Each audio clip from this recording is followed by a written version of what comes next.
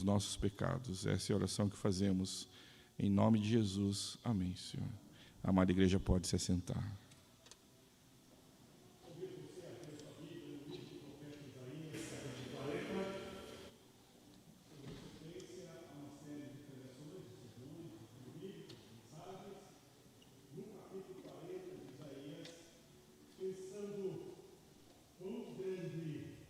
É o nosso Deus. O nosso Deus é grande. É imensurável a grandeza do nosso Deus. E o profeta Isaías, no capítulo 40, ele fala, ele escreve, ele revela, ele traduz em palavras a grandiosidade do ser de Deus. E semana passada nós falamos sobre a grandeza da misericórdia de Deus. Falamos também sobre a grandeza da glória de Deus.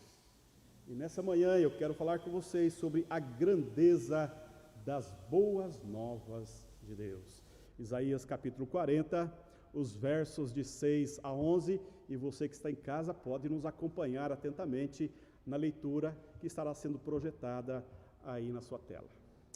Uma voz diz, clama, e alguém pergunta, que hei de clamar? Toda a carne é erva, e toda a sua glória como a flor da erva. Seca-se a erva e caem as flores, soprando nelas o hálito do Senhor. Na verdade, o povo é erva. Seca-se a erva e cai a sua flor, mas a palavra de nosso Deus permanece eternamente. Tu, ó Sião, que anuncias boas novas, sobe a um monte alto. Tu, que anuncias boas novas a Jerusalém, ergue a tua voz fortemente. Levanta, não temas, e dizes às cidades de Judá, eis, aí está o vosso Deus. Eis que o Senhor Deus virá com poder, e o seu braço dominará. Eis que o seu galardão está com ele, e diante dele a sua recompensa.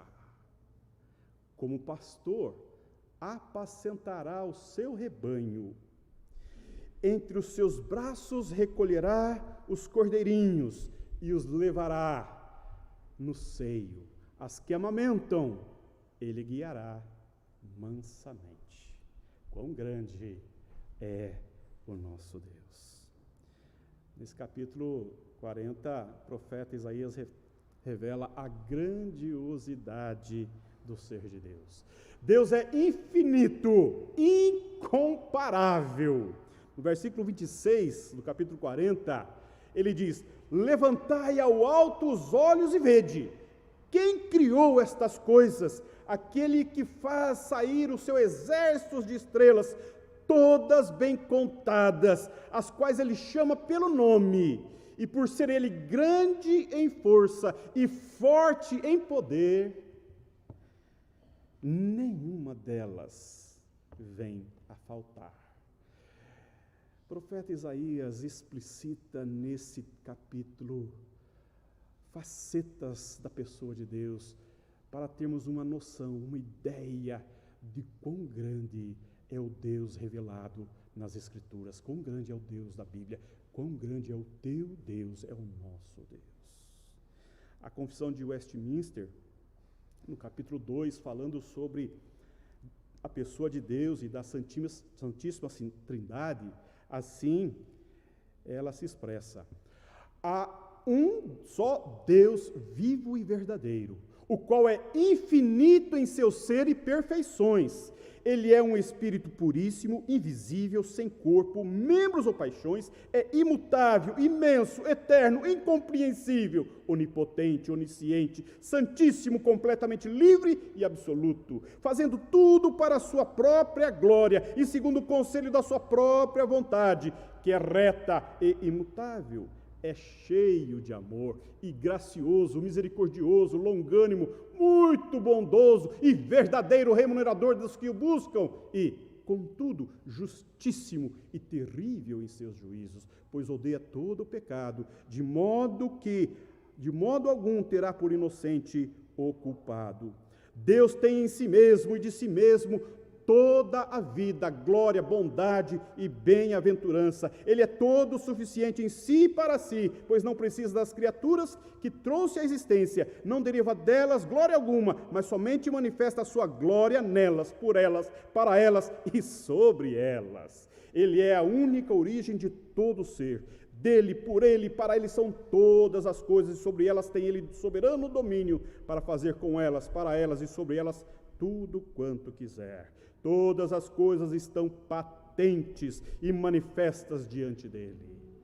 O seu saber infinito, infalível e independente da criatura, de sorte que para ele nada é contingente ou incerto. Ele é santíssimo em todos os seus conselhos e em todas as suas obras e em todos os teus preceitos. Da parte dos anjos e dos homens e de qualquer outra criatura lhes são devidos todo culto, todo serviço e obediência que ele há por bem requerer deles, porque esse Deus quer ser conhecido por nós acima de tudo. Oh, meu irmão, minha irmã, nessa manhã eu quero falar com você sobre a grandeza da boa nova do Senhor. O profeta pergunta: onde Deus habita?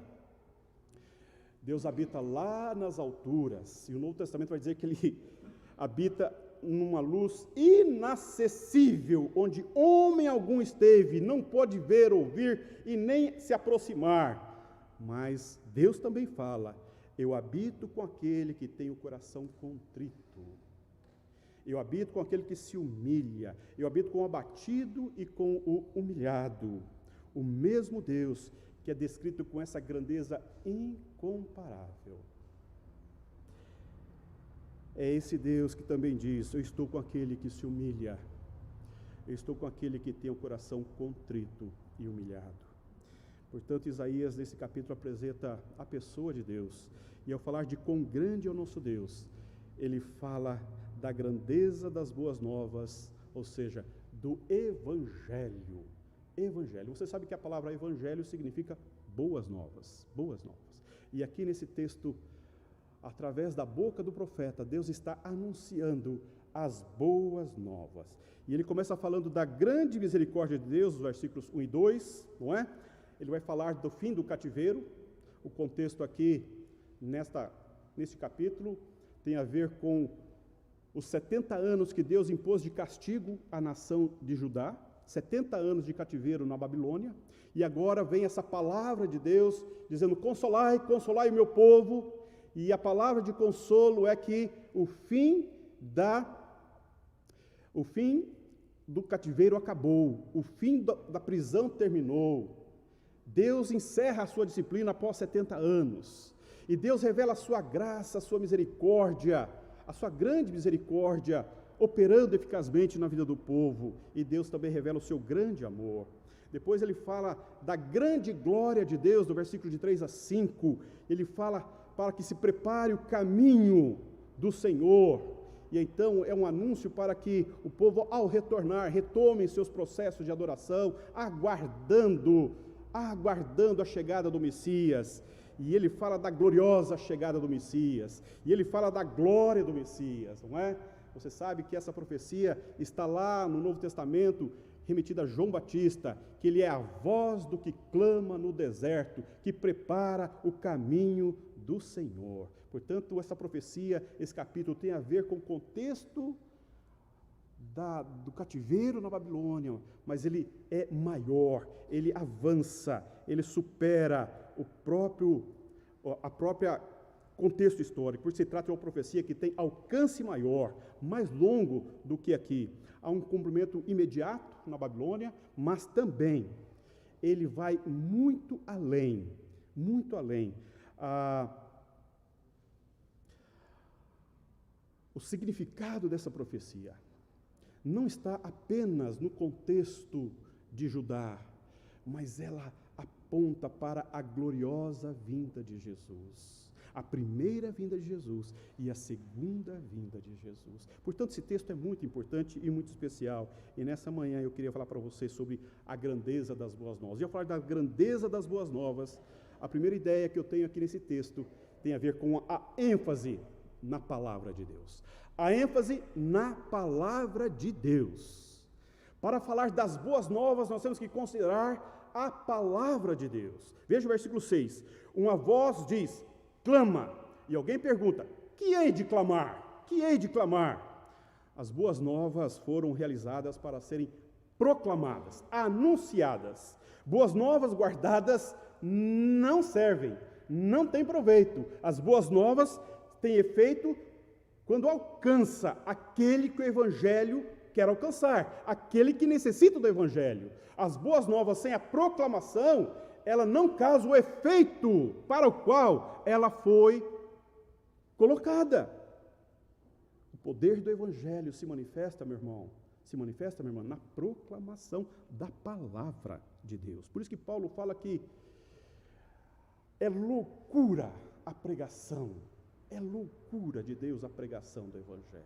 Não apenas no culto, mas quando cada um de nós, você, nós, em casa, no trabalho, na vizinhança, com os parentes, quando nós abrimos a nossa boca e nós pregamos, e nós anunciamos, e nós falamos a palavra de Deus, o Evangelho de Deus, este Evangelho, esta palavra, alcança o fim para o qual ela foi proferida, porque é a palavra de Deus.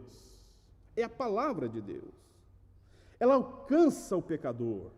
E quando nós não proclamamos, há 3 prejuízos aqui. Primeiro, a desobediência a Deus que diz, pregue o Evangelho. Então, quando nós não pregamos o Evangelho, nós desobedecemos a Deus, como lá em 2 Timóteo capítulo 4, prega o Evangelho, a tempo e a fora de tempo, prega o Evangelho. Em segundo lugar, prejudicamos aquele que precisa ouvir o Evangelho. Esse é um grande prejuízo.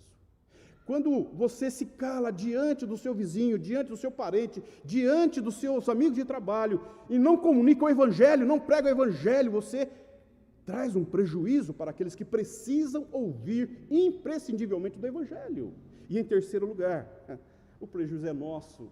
Quando nós não pregamos o Evangelho, nós deixamos de participar dessa gloriosa obra que Deus está realizando no mundo em seu povo.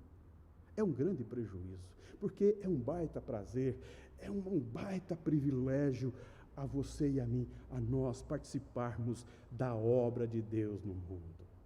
Isto, quando não acontece, é um privilégio. Mas aí vem uma pergunta, que hei de proclamar? O que hei de falar? Se você percebeu nesse texto, parece 3 vezes uma pergunta, ou são formuladas perguntas, mas não se define o sujeito. O sujeito está oculto ou ele está indefinido. Ele pergunta, o que hei? E essa pergunta não está definida, se é o profeta, se são os profetas, se é o povo. Sabe por que isso está colocado dessa forma nesse texto? Porque, meu irmão, minha irmã, não importa o pregador, importa a pregação. Não importa o mensageiro, importa a mensagem. E isto que é importante nesse texto. Não importa quem vai falar, quem vai anunciar, o importante é pregar, é anunciar. O destaque todo vai para a pregação da boa nova, do Evangelho de Deus em Jesus Cristo. Isto que é importante. A relevância da pregação não está naquele que fala, não está naquele que prega, não está naquele que anuncia, mas está na mensagem que é a palavra de Deus. Isto nós precisamos ficar bem claro. Veja o versículo 8. Seca-se a erva e cai a sua flor, mas a palavra do nosso Deus permanece eternamente. Por que a ênfase na pregação? Porque é a palavra de Deus. A palavra de Deus que é eterna, dura eternamente, que traspassa todos os séculos e exerce seu poder para todo o sempre. A palavra de Deus, ela vem do Deus que é eterno, e ela é eterna, e ela permanece eternamente. Deus é fiel, para cumprir a sua palavra. Veja o versículo 9. Tu, ó Sião, que anuncia boas novas, sobe a um monte alto. Tu que anuncias boas novas a Jerusalém, ergue a tua voz fortemente, levanta-a, não temas, e dize às cidades de Judá: eis aí está o vosso Deus. Sobe a um monte alto, erga a tua voz, não temas. Por quê?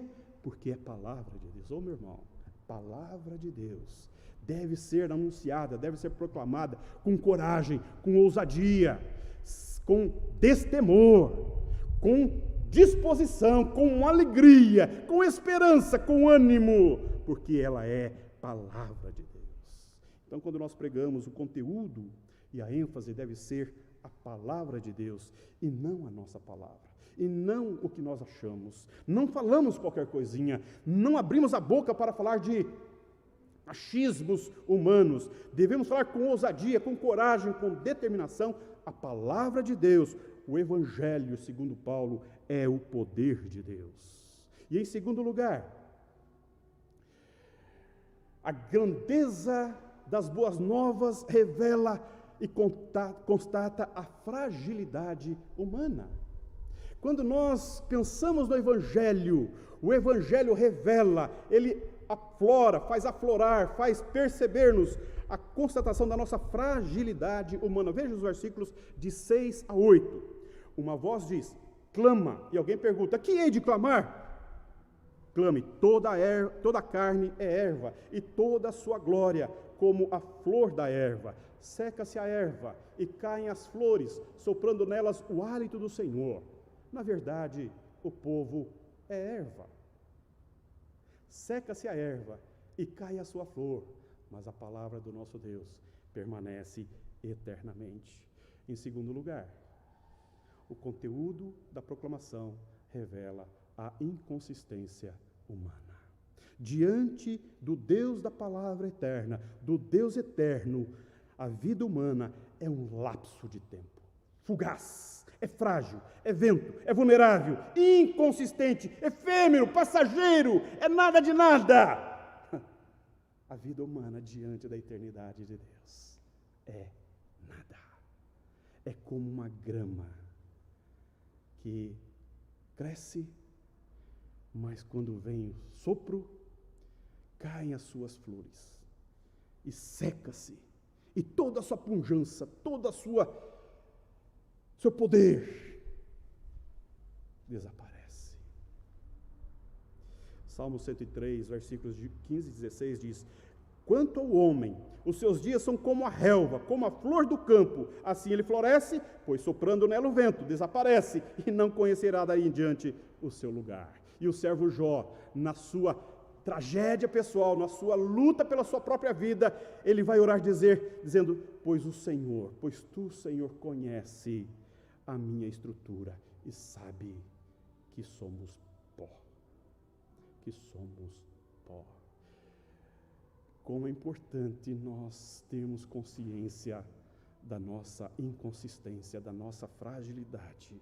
O humanismo precisa ser confrontado com esta verdade bíblica.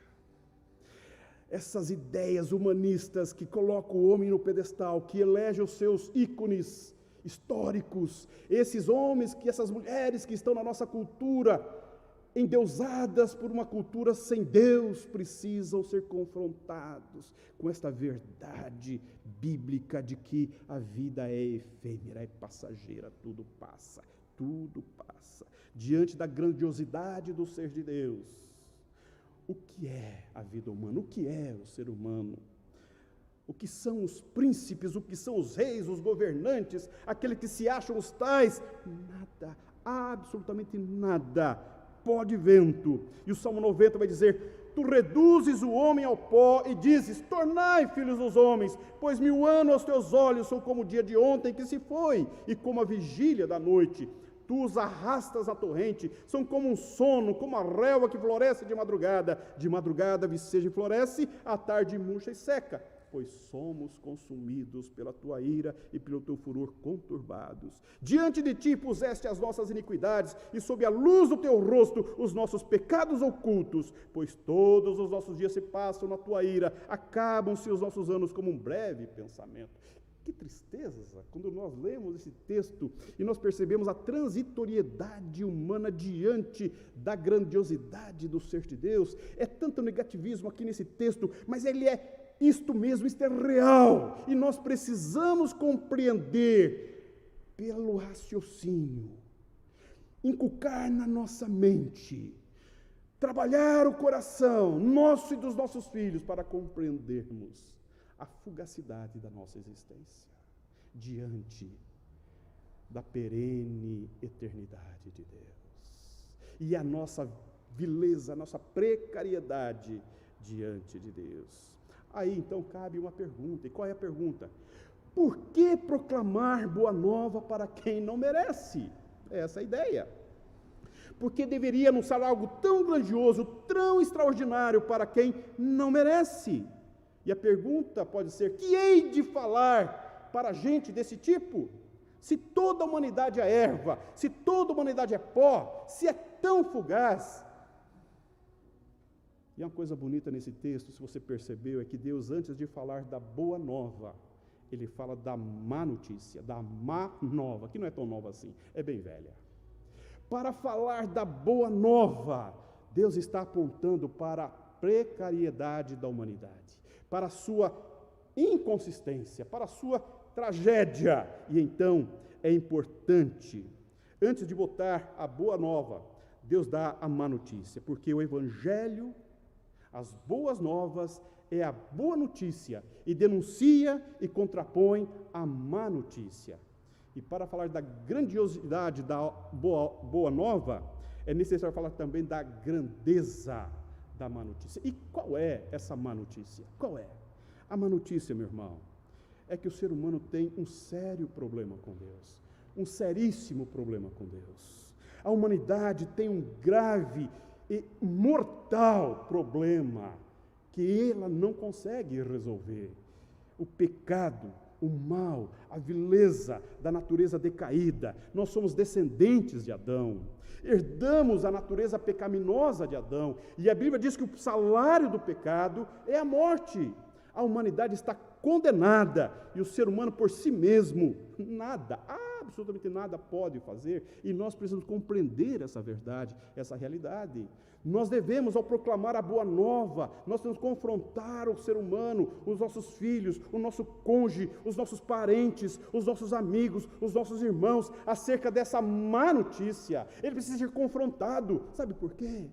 Porque só há arrependimento daquilo que se percebe contrário aos valores e princípios de Deus. Quando nós nos vimos equivocados na nossa vida contra a palavra de Deus, então temos a oportunidade do arrependimento. Nós não podemos pregar o evangelho da graça barata, nós não podemos pregar meio evangelho, meia verdade, meia notícia. Nós temos que completar toda a notícia, nós temos que pregar toda a notícia, a má notícia e a boa notícia, porque se nós não compreendermos que a má notícia ela implica numa tragédia de vida perante o Deus que é santo. Falar da graça de Deus para quem não compreende a sua vileza, não é confrontado com o seu mal, jamais vai compreender a grandeza da boa nova do Evangelho de Jesus Cristo. Por isso que tem tanta gente enchendo os templos e tão pouca gente vivendo de verdade o Evangelho de Jesus Cristo.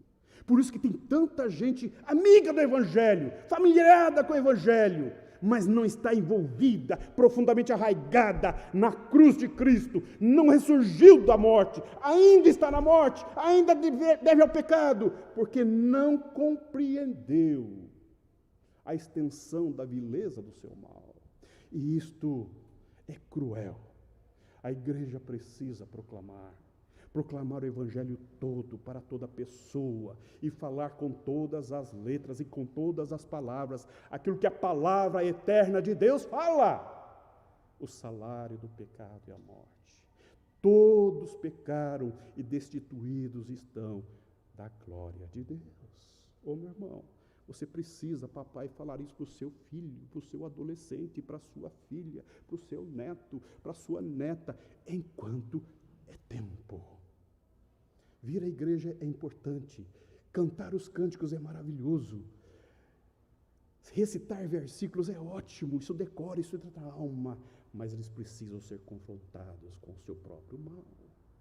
Esta é a verdade bíblica, é assim que Deus olha, enxerga e vê o seu próprio povo. Nós não temos méritos algum com Deus.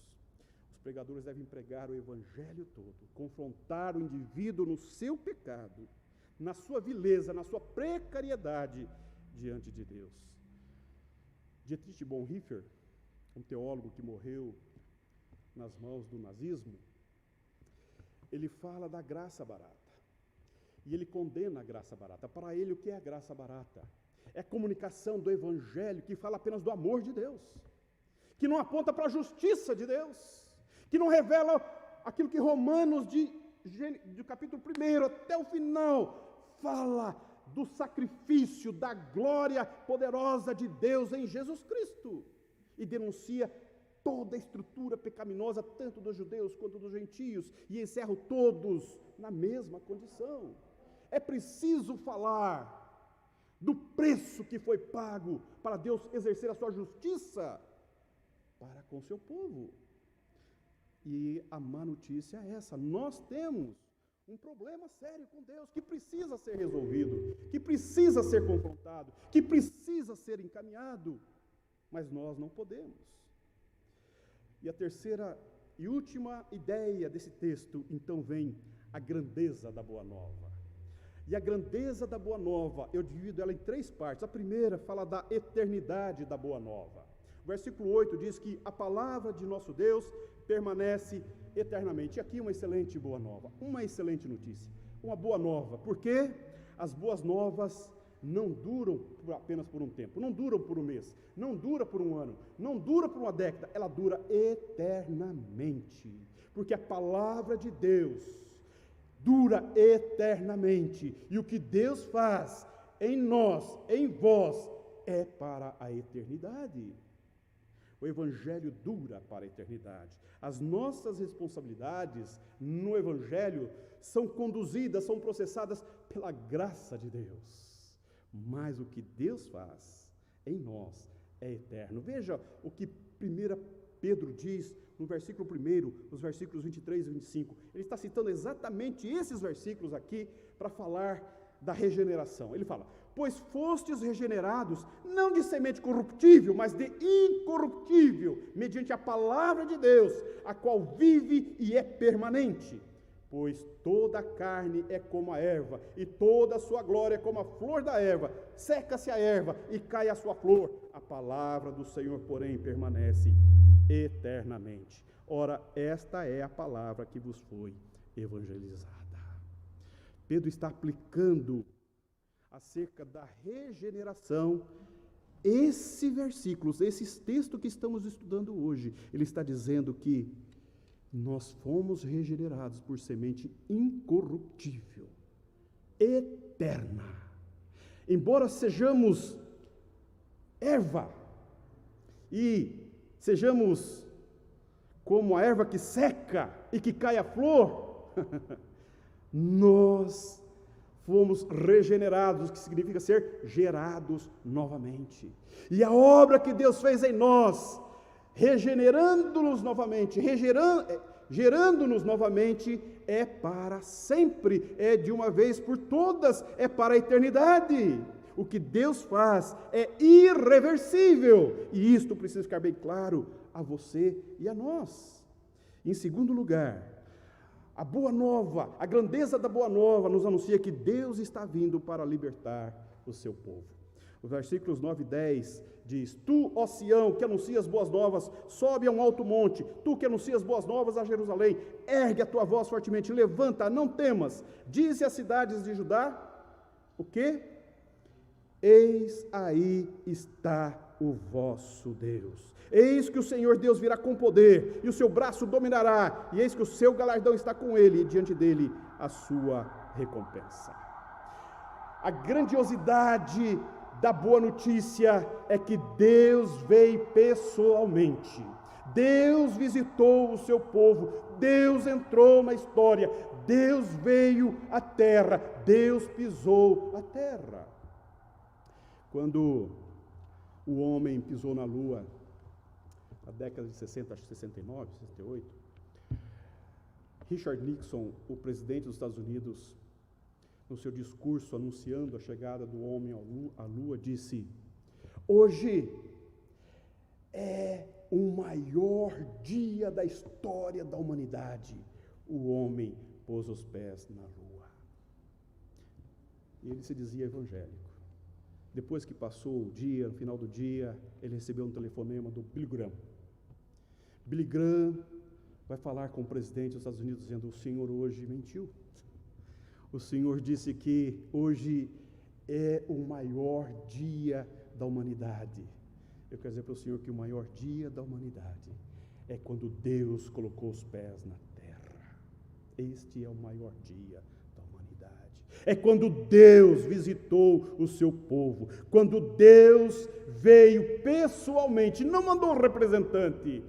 A grandeza da boa notícia é esta que os anjos proclamaram aos pastores: glória a Deus nas maiores alturas e paz na terra aos homens que Ele quer bem, porque hoje na cidade de Davi vos nasceu o Salvador, Cristo o Senhor. Encontrá-lo-eis deitado em faixas, envolto numa manjedoura, e de vê-lo. Esta é a boa notícia que divide a história humana antes e depois de Jesus. Meu irmão, minha irmã, eu preciso dizer uma coisa para você. A grandeza da boa notícia é que Deus resolveu Ele mesmo o meu e o seu problema. Ele assumiu a morte que estava posta a você e a mim. Ele sorveu cada gota do cálice da ira de Deus naquela cruz. Ele absorveu, Ele se fez vergonha, Ele se fez opróbrio, Ele morreu a morte que estava condenando a você e a mim. Porque Deus visitou a história humana como ser humano, totalmente Deus, totalmente humano. Ele veio morrendo a nossa morte. Ele veio e Ele virá novamente. Não é isso que nós proclamamos? Ele veio quando nós olhamos para o passado. A cruz nos indica que Ele veio. E nós podemos proclamar que Ele voltará. Ele voltará para levar o seu povo para a Jerusalém celestial. Esta é uma verdade que aquece o nosso coração. Esta glória, esta gloriosa boa notícia, quando nós olhamos para o passado, que Jesus veio, que Jesus cumpriu cabalmente toda a lei. Agora, Ele voltará para remir-nos, para levar-nos para a glória eterna. E então, estaremos face a face com Deus eternamente. E a terceira ideia, que nos é muito cara: o bom pastor vem conduzir com amor.